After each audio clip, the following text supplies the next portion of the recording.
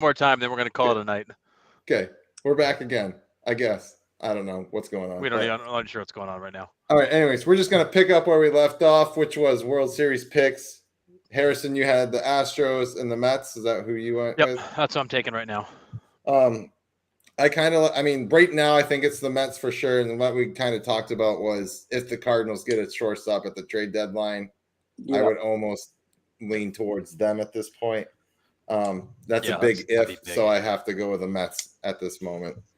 And then the AL is a toss-up for me. I'm just gonna, you know what? I'm gonna go with Doug and say the Angels get there. I mean, why not? Yeah. The MLB needs Mike Trout and Shohei Ohtani in the World Classic so badly. Yeah, I mean, I agree, but I mean, if we're gonna shit on the Yankees for it, I mean, Mike Trout's got to stay healthy. I mean, it's got to be like. If we're gonna sit there and say like the Yankees can't stay healthy and that's why they'll stumble, like, I mean, how do we not say the same thing about LA? I hope it's not true. I hope Mike Trout plays 158 games. Like, I think that would be so awesome. I'm just not holding my breath. But if he does, he can't. He's already missed 8. So I'll tell you this. If he does stay healthy and play a full season, I could definitely see that team like getting deep in the playoffs. Yeah. Oh yeah, because they are way more talented around him than like you look at on paper, and then you watch him play, and you're like, this is a really good baseball team. It's just a good baseball team. They got good young talent, and the Syndergaard The Syndergaard signing looks way better than we ever gave them credit for. It does. He's been good, and that's I picked the Angels to kind of slip into that last wild card spot because I was hopeful you'd get full seasons out of Ohtani and Trout, and if you get something close to that, they might just do it because that's a pretty good ball club. Yeah, it is. All right, so we'll finish up this last segment, our Heading Home segment, where we have just like the hot topics of the week. Update on my Cincinnati Reds. They're up to a 300 win percentage, sitting at 12-28. Like, let's go, fellas. Double-digit wins for the first time this season. Love it. I don't know if you guys saw this. Technically the third time this year. They had 10, 11, and then 12. Right. But it's the first week they've had. Anyway, whatever. They are on pace. They are now in double-digit win totals. They are on pace to go a pretty stout 49 and 113. Let's do it. That's almost triple of what it was last week. So they must be on a roll. God, could you imagine losing 113 games in a season? Oh, just think flip that, dude. The Mariners won 116 that year. Yeah.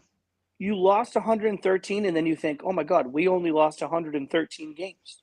Because they were supposed to be worse than that. That's outrageous. Yeah, it's more like, how the hell do we win 49? Right.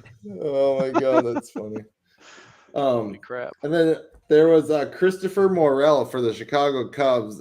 Literally gets called up, gets sent in to pinch hit, and goes, Yabo. Like, and dude, the whole team comes flying out of the dugout, like whipping towels, and like there is a really cool moment, like major league debut, pinch hit, cold off the bench, and the kid just goes yard. Well, that's was that Daniel Nava that happened to for the Sox? Yeah, his was a grand slam too, wasn't it? Yeah, grand slam. Yeah, against the Orioles. Yeah, I mean that celebration of his home run was like the most raw, authentic fun that dugouts had all season. Yeah, that was so cool. And then finally, I know Morgan from the SOS podcast is happy about this, but Adley Rutschman made his major league debut for the Orioles this week. That was my rookie of the year pick. He was your rookie of the year pick too. I don't know if you saw when he first came out of the dugout, but like he's the first rookie I've actually seen where he like stopped and like looked around the entire like field and complex. Yeah, like took it all in. He took it all in, man. Like it was a really cool moment.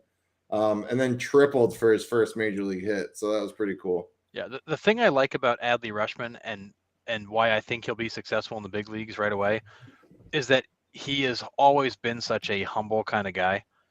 Like he's always been a hard worker. He's had tons of success and all kinds of great opportunities, but he's always been a down to earth kind of grinding, hardworking kind of guy, and he's going to keep doing that.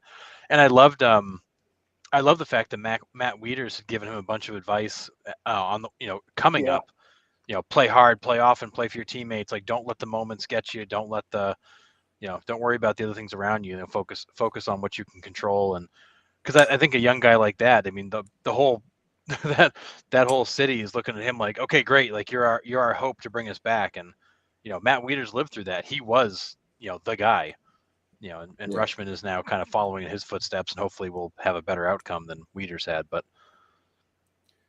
yeah, definitely. Josh Rojas for the Arizona Diamondbacks he's been playing for like 5 or 6 years. I think he has like 16 career home runs, but he puts together a 3 home run game, and everyone was like, "Dude, what?" Like, it was pretty cool. And they weren't cheapos; like they were all hit pretty well. Yeah, pretty awesome. Although, I mean, it's so hard right now to judge any of this because offense is down so far across the league. It's so hard to tell kind of what you're going to get day to day, week to week, because you have these weird spurts. Trevor Story goes on this home run binge, and you got guys all around the league who are way off their averages, and it's just such a weird season.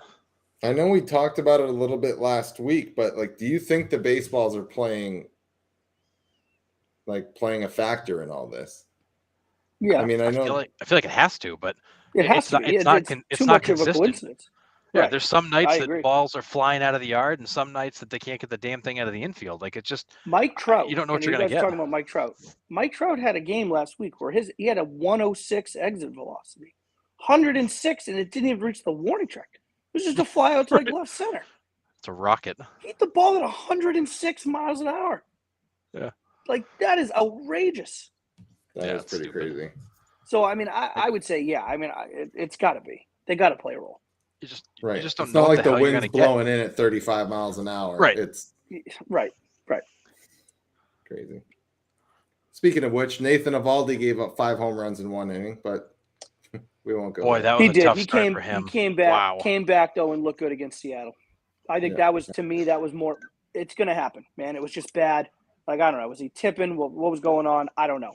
But he came back 5 days later in the next outing and looked good. And to me, that was a real important answer for him and for this team. And that was a good thing to see. Yeah. Home runs have always been Eovaldi's kryptonite. He gives them up in bunches, and when he's on, he's untouchable. When he's not, he gets that fastball gets real flat and things start leaving the yard. It's always been his MO. But 5, that was a brutal night for him. It was good to see him come back and pitch better against Seattle. We did have a triple play that was turned this week. The Nationals turned the 5-4-3 around the horn triple play, and it was in a tight ball game. Like, they needed that. Oh yeah, 2-0 Brewers, and they needed to get out of a big inning and ground ball to the third and around the horn they go. It just almost looked routine. It was so clean. Yeah. And then the last thing I have tonight is Brandon Tinsman. He was a kid from Cape Elizabeth. He's playing for the Wake Forest Demon Deacons right now, and he's having a breakout season. He was dealing with some injuries his freshman and sophomore years, but he's got 20 home runs sitting in Wake Forest right now, and he's a catcher for them. But yeah, local Maine product, and he's putting together quite the campaign. I don't have all his stats right there, but I did post an article about it. But yeah, it's just really cool to see like a Maine kid, finally doing well. Oh yeah, that's awesome. Well, and also the realization we all had a couple weeks ago that Jeremy Pena of the Houston Astros went to the University of Maine. Like, there's a connection there that we had all missed. Right. Yeah, crazy. I could tell. I mean, I played this kid in high school. Well, I didn't play him, but the kids that I was coaching did, and like, he just looks different. You know what I mean? Like, you can tell it sounds different off his bat. Like, it's just different. Yeah. So let's see what his totals are right here. We got at this point 13 doubles. Wow. 22 homers. 61 RBIs. Wow. So yeah, he's putting together. Kid can play ball. 77 hits. He what? I said that kid can play ball. Yeah, sure can. Yeah, he's hitting that. He's only hitting 345 though, so bum. Only that's that's too bad. Yeah, only 345. Terrible. But well, yeah, your boy Tommy Tanks there at NC State. He's had a heck of a season, although they've struggled. Yeah, they have. He was hurt for a little bit there too. Yeah, 365, 23 home runs, 68 RBIs. Yep. So he's right there too. But Yeah, crazy. Having a nice season, although they've kind of fallen off the map. Yeah. Ever since when they started hitting league play, it was kind of like they hit a skid and just couldn't quite recover. Yeah. But, well, and the college top 10s had all kinds of volatility too. I mean, Florida State fell out of it. Vanderbilt fell out of it. Like they're not, those schools aren't even in top 25 anymore. And Tennessee is running away with the one spot. They're 49-7. Well, when you got a kid that throws 187, I think that helps. Yeah, college baseball it's been an interesting season there, and all the regionals and stuff are starting to fire up. So now we're on the road to the College World Series, which is a lot of fun. Yeah. So I think that does it for today. Unless you fellas got anything else. No, I don't. I just had an eye on Baltimore. Just got out of the 7th, still up 5-4 against the Yanks. Yanks had 2 on and Stanton up. And I think he swung at a slider with 2 strikes that started in the left-hander's batter's box and ended outside of the left-hander's batter's box. And every time I see him up there, I just think, like, why does he ever see a fastball? Why ever? Right. Like he, who he reminds me of? I mean, he's a much better version. I mean, I'm certainly not comparing them. But, like, you guys remember, like, Willie Mo Pena? Absolutely. Willie Mo Pena, in his brain, never saw a curveball. Everything was a fastball. Like, that's how Stanton never sees breaking balls. Everything's a fastball to him. And it's like, why even throw it to him? Like, he had no business swinging at that pitch. And he had 2 strikes on him. And he gets out of the inning. So that's the last thing to add. I hate Stanton. Did you guys see that the video of the slider, the 21-inch slider that Michael King threw to Trey Mancini?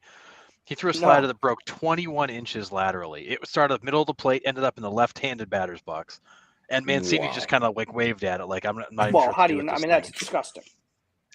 It was the craziest thing. That like defies looked like a wiffle ball. That's crazy. It was from, I don't know, 4 or 5 days ago, but it was like the most ridiculous. I'll put the link here in the chat. It is the most insane thing I've ever seen, to watch a pitch break 21 inches laterally. Wow. I'll have to check that out. But all right. Well, that does it for today. Sorry about the little break in the action, people, but got to keep you on your toes. Try to keep it interesting. I think we recovered possibly. So thanks for watching, and remember to like, subscribe, share our podcast, interact with us on the page, and we'll throw out the question of the week next week. And we'll see you all next Monday.